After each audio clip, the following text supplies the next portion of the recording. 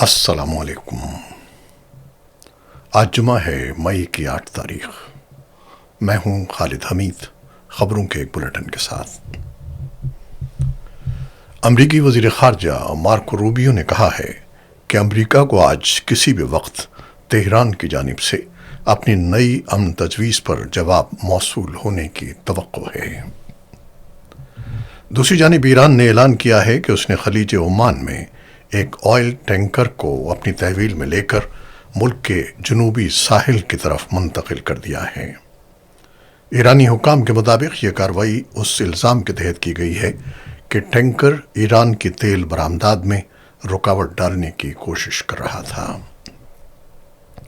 ایران کے نیم سرکاری خبر رساں ادارے تسنیم کے مطابق قبضے میں لیے گئے آئل ٹینکر کا نام اوشن کوئی ہے۔ رپورٹ میں دعویٰ کیا گیا ہے کہ جہاز ایرانی تیل کی کھیپ لے جا رہا تھا اور خطے کی موجودہ صورتحال کا فائدہ اٹھاتے ہوئے ایران کی تیل برآمدات اور قومی مفادات کو نقصان پہنچانے کی کوشش کر رہا تھا۔ تسنیم کے مطابق مذکورہ آئل ٹینکر کو خلیج عمان میں روکا گیا، جس کے بعد اسے ایران کے جنوبی ساحلی علاقے کی جانب منتقل کر دیا گیا۔ آبنائے ہورمز میں امریکہ اور ایران کے درمیان فائرنگ کے تبادلے کے بعد خطے میں ایک بار پھر کشیدگی بڑھ گئی ہے، جس سے جاری جنگ بندی کے مستقبل پر سوالات اٹھنے لگے ہیں۔ یہ جھڑپ ایسے وقت میں سامنے آئی ہے جب واشنگٹن ایران کی جانب سے جنگ کے خاتمے کے لیے پیش کی گئی نئی تجویز کا منتظر ہے۔ یاد رہے کہ یہ تنازعہ 28 فروری کو ایران پر امریکہ اور اسرائیل کے مشترکہ فضائی حملوں کے بعد شروع ہوا تھا۔ امریکہ کے صدر ڈونلڈ ٹرمپ نے دعویٰ کیا ہے کہ آبنائے ہورمز سے گزرنے والے امریکی بحریہ کے 3 جنگی جہاز ایرانی حملوں کی زد میں آئے ہیں، تاہم انہیں کوئی نقصان نہیں پہنچا۔ ٹرمپ کے مطابق امریکی کارروائی میں ایرانی کشتیوں اور حملہ آور عناصر کو بھاری نقصان اٹھانا پڑا۔ آبنائے ہورمز عالمی توانائی سپلائی کے لیے نہایت اہم سمجھی جاتی ہے، کیونکہ دنیا کے تیل اور LNG کا بڑا حصہ اسی راستے سے گزرتا ہے۔ ایران کی جانب سے تنازع کے بعد اس گزرگاہ کو محدود کرنے کے اقدامات کیے گئے تھے، جبکہ امریکہ نے ایرانی بندرگاہوں پر بحری دباؤ بڑھا دیا تھا۔ صدر ٹرمپ نے بعد ازاں صحافیوں سے گفتگو میں کہا کہ حالیہ جھڑپ کے باوجود ایران کے ساتھ جنگ بندی تاحال برقرار ہے، تاہم انہوں نے تہران کو خبردار کیا کہ اگر معاہدے میں پیش رفت نہ ہوئی تو سخت رد عمل دیا جا سکتا ہے۔ دوسری جانب امریکی فوج کا کہنا ہے کہ اس کی بحری افواج کو ایرانی میزائلوں، ڈرونز اور تیز رفتار کشتیوں سے خطرات کا سامنا رہا، جس کے جواب میں متعلقہ ایرانی فوجی تنصیبات کو نشانہ بنایا گیا۔ ایران نے امریکی دعووں کو مسترد کرتے ہوئے الزام لگایا ہے کہ امریکہ نے جنگ بندی کی خلاف ورزی کرتے ہوئے ایرانی آئل ٹینکرز اور جنوبی ساحلی علاقوں کو نشانہ بنایا ہے۔ ایرانی فوج کے مطابق قشم جزیرے، بندر خمیر اور سیرک کے اطراف شہری علاقوں پر فضائی حملے کیے گئے، جبکہ ایرانی فضائی دفاعی نظام کو بھی مغربی تہران میں متحرک کیا گیا۔ ایرانی حکام کا کہنا ہے کہ انہوں نے جوابی کارروائی میں آبنائے ہورمز کے مشرقی حصے اور چابہار کے قریب امریکی فوجی اہداف کو نشانہ بنایا۔ امریکی سینٹرل کمانڈ سینٹ کوم نے بیان دیا ہے کہ اس کی افواج نے بلا اشتعال ایرانی حملوں کو ناکام بنایا ہے اور دفاعی رد عمل دیا ہے، جبکہ ایرانی سرکاری میڈیا نے قشم جزیرے کے اطراف دھماکوں اور متعدد ڈرونز کو تباہ کرنے کی اطلاعات دی ہیں۔ ماہرین کے مطابق جزیرہ قشم آبنائے ہورمز کے داخلی راستے پر واقع ہونے کی وجہ سے ایران کی بحری حکمت عملی میں مرکزی حیثیت رکھتا ہے۔ یہ تازہ کشیدگی ایسے وقت میں سامنے آئی ہے جب ایک روز قبل صدر ٹرمپ نے اندیا دیا تھا کہ ایران کے ساتھ ممکنہ معاہدہ قریب ہو سکتا ہے۔ تاہم انہوں نے یہ بھی خبردار کیا کہ اگر تہران نے معاہدے سے انکار کیا تو امریکہ دوبارہ فوجی کارروائی کر سکتا ہے۔ گزشتہ 24 گھنٹوں میں خطے کی صورتحال۔ گزشتہ ایک روز کے دوران مشرق وسطیٰ میں کشیدگی مزید بڑھ گئی، جبکہ ایران، امریکہ، اسرائیل اور عالمی طاقتوں کے درمیان سفارتی اور عسکری بیانات کا سلسلہ بھی تیز ہو گیا۔ ایران نے آبنائے ہرمز میں جنوبی کوریا کے ایک جہاز کو نقصان پہنچانے کے الزامات کو مسترد کر دیا ہے۔ سول میں ایرانی سفارت خانے نے کہا کہ ایرانی مسلح افواج کے ملوث ہونے کے دعوے بے بنیاد ہیں اور تہران ان کی سختی سے تردید کرتا ہے۔ ایران نے الزام عائد کیا ہے کہ امریکہ نے آبنائے ہرمز کے قریب 2 بحری جہازوں اور جنوبی ساحلی علاقوں کو نشانہ بنا کر جنگ بندی کی خلاف ورزی کی ہے۔ ایرانی سرکاری میڈیا کے مطابق ایرانی افواج نے جواباً امریکی فوجی جہازوں کو نشانہ بنایا اور خبردار کیا کہ مزید کسی بھی جارحیت کا سخت اور فیصلہ کن جواب دیا جائے گا۔ ایرانی سرکاری ٹی وی کے مطابق اقوام متحدہ کی سلامتی کونسل میں امریکہ کی حمایت یافتہ ایران مخالف قرارداد منظور نہ ہو سکی۔ روسی مندوب نے اس قرارداد کو غیر متوازن اور اشتعال انگیز کوشش قرار دیا۔ یہ قرارداد امریکہ نے بحرین، سعودی عرب، متحدہ عرب امارات، کویت اور قطر کی حمایت سے پیش کی تھی، جس میں ایران سے آبنائے ہرمز میں کارروائیاں روکنے اور بحری رکاوٹیں ختم کرنے کا مطالبہ کیا گیا تھا۔ اقوام متحدہ میں ایران کے مستقل مندوب امیر سعید ایراوانی نے کہا کہ آبنائے ہرمز کے بحران کا واحد حل جنگ کا مستقل خاتمہ، بحری ناکہ بندی کا خاتمہ اور معمول کی بحری نقل و حرکت کی بحالی ہے۔ انہوں نے امریکہ پر الزام لگایا کہ وہ آزاد بحری نقل و حمل کے نام پر سیاسی دباؤ بڑھا رہا ہے، جس سے خطے میں کشیدگی مزید بڑھ رہی ہے۔ ترکی کے صدر رجب طیب اردوان نے اسرائیل کی موجودہ پالیسیوں کو خطے کے امن کے لیے بڑا خطرہ قرار دیا ہے۔ انہوں نے اسرائیلی قبضے، لبنان پر حملوں اور غزہ میں جاری کارروائیوں کی شدید مذمت کرتے ہوئے کہا کہ خطے میں عدم استحکام کی بڑی وجہ اسرائیل کی توسیع پسندانہ اور قانون شکن پالیسیاں ہیں۔ چین کی وزارت خارجہ کے مطابق حملے کا نشانہ بننے والے ایک آئل ٹینکر پر چینی عملہ موجود تھا، تاہم کسی جانی نقصان کی اطلاع نہیں ملی۔ چینی میڈیا کے مطابق یہ حملہ 4 مئی کو متحدہ عرب امارات کے ساحل کے قریب پیش آیا، جس کے بعد جہاز کے ڈیک میں آگ لگ گئی۔ رپورٹس کے مطابق امریکہ اور ایران کے درمیان کشیدگی کے باعث خلیج میں سینکڑوں بحری جہاز اور تقریباً 20,000 سمندری کارکن پھنسے ہوئے ہیں۔ اطلاعات کے مطابق اسرائیل نے جنوبی لبنان میں فضائی حملے جاری رکھے ہوئے ہیں۔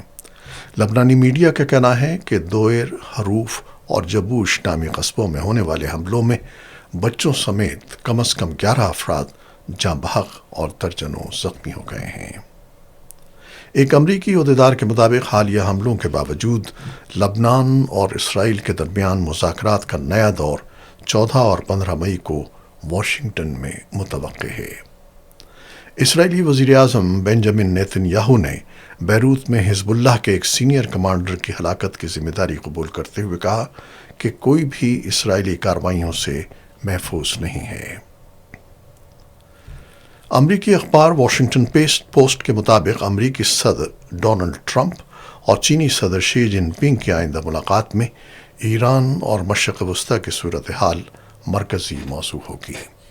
رپورٹس کے مطابق صدر ٹرمپ 14 اور 15 مئی کو چین کا سرکاری دورہ کریں گے، جہاں دونوں رہنما عالمی سیاست، معیشت اور خطے کی سیکیورٹی صورتحال پر تفصیلی بات چیت کریں گے۔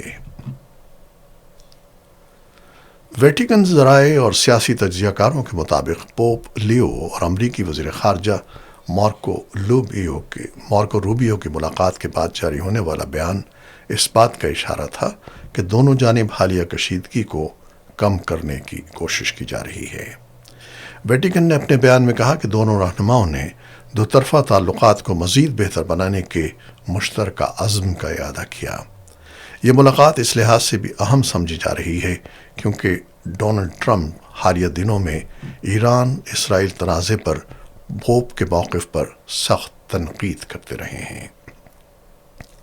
رپورٹس کے مطابق پوپ اور ٹرمپ انتظامیہ کے کسی اعلیٰ عہدیدار کے درمیان تقریباً 1 سال کے بعد یہ باضابطہ ملاقات تھی، جسے واشنگٹن اور ویٹیکن کے تعلقات میں بہتری کی کوشش قرار دیا جا رہا ہے۔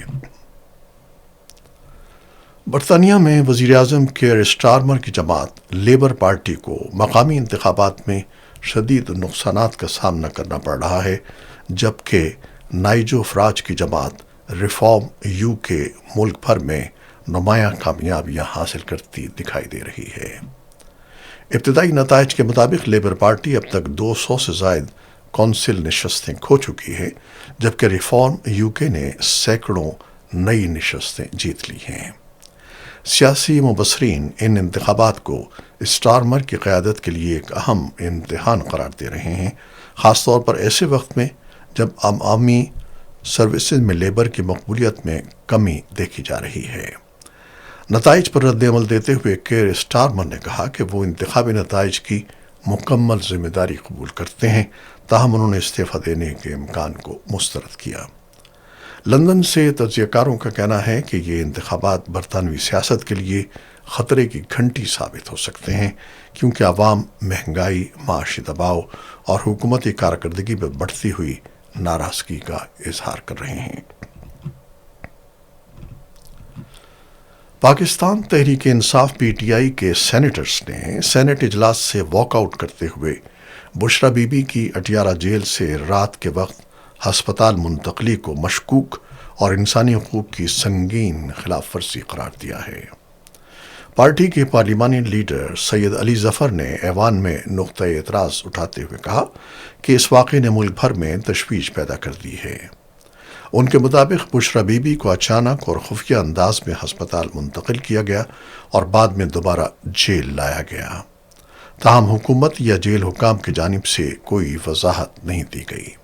انہوں نے سوال اٹھایا کہ اگر بشرا بی بی کی طبیعت ناساز تھی تو عوام کو ان کی صحت کے بارے میں کیوں آگاہ نہیں کیا گیا، انہیں کس ہسپتال لے جایا گیا، کون سے ٹیسٹ کیے گئے اور کن ڈاکٹروں نے معائنہ کیا۔ پی ٹی آئی نے اس معاملے پر 7 مطالبات پیش کیے ہیں، جن میں میڈیکل رپورٹس جاری کرنا، ذاتی ڈاکٹروں کو معائنے کی اجازت، اہل خانہ سے ملاقاتوں میں نرمی، شفا انٹرنیشنل ہسپتال منتقلی، آزاد میڈیکل بورڈ کی تشکیل اور انسانی حقوق کمیٹی کے دورے کی اجازت شامل ہے۔ مقبوضہ جموں کشمیر کے ضلع اسلام آباد اننت ناگ میں بھارتی نیم فوجی force C R P F کے ایک اہلکار نے مبینہ طور پر خودکشی کر لی ہے۔ رپورٹس کے مطابق سی آر پی ایف کی 164 بٹالین سے تعلق رکھنے والے کانسٹیبل ستیش کمار نے کوکر ناگ کے کیمپ میں اپنے سرکاری ہتھیار سے خود کو گولی مار لی۔ بتایا گیا ہے کہ وہ بھارتی ریاست ہریانہ کا رہائشی تھا۔ ادھر بھارتی ریاست منی پور کے ضلع کامجونگ میں مبینہ ڈرون حملوں کے بعد حالات کشیدہ ہو گئے ہیں۔ اطلاعات کے مطابق باغیوں کی جانب سے ڈرون کے ذریعے دھماکہ خیز مواد گرائے جانے سے متعدد دیہات میں آگ بھڑک اٹھی، کئی مکانات تباہ ہو گئے اور درجنوں خاندان محفوظ مقامات کی طرف منتقل ہونے پر مجبور ہو گئے۔ رپورٹس میں کہا گیا ہے کہ چھورو گاؤں میں زیادہ تر گھر مکمل طور پر جل گئے، جبکہ ایک ناگا شہری کے لاپتہ ہونے کی اطلاعات بھی سامنے آئی ہیں۔ افریقی ملک مالی کے وسطی علاقوں میں القاعدہ سے منسلک جنگجوؤں کے حملوں میں درجنوں افراد ہلاک ہو گئے ہیں۔ مقامی اور سیکیورٹی ذرائع کے مطابق موپٹی کے علاقے میں کوریکوری اور گوموسوگو دیہات پر حملوں میں کم از کم 30 افراد مارے گئے ہیں، جبکہ بعض رپورٹس ہلاکتوں کی تعداد 50 تک بتا رہی ہیں۔ یہ حملے ایک دن کے بعد ہوئے جب مسلح افراد نے باماکو کے قریب کینری وبا سینٹر جیل پر دھاوا بول دیا، جہاں تقریباً 2500 قیدی موجود تھے۔ رپورٹس کے مطابق اپریل کے آخر سے ملک میں شدت پسند حملوں میں اضافہ ہوا ہے، جب القاعدہ سے وابستہ جماعت نصرت الاسلام والمسلمین اور ازواج لبریشن فرنٹ نے مشترکہ طور پر کارروائیاں شروع کی تھیں۔ کرکٹ۔